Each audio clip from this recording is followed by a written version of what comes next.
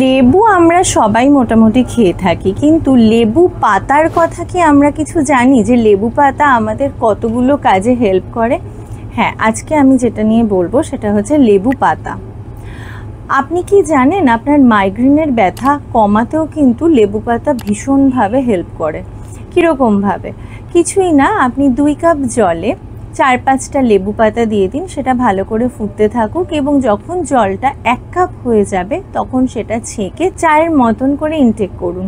এর মধ্যে চাও দিতে পারেন, আবার নাও দিতে পারেন।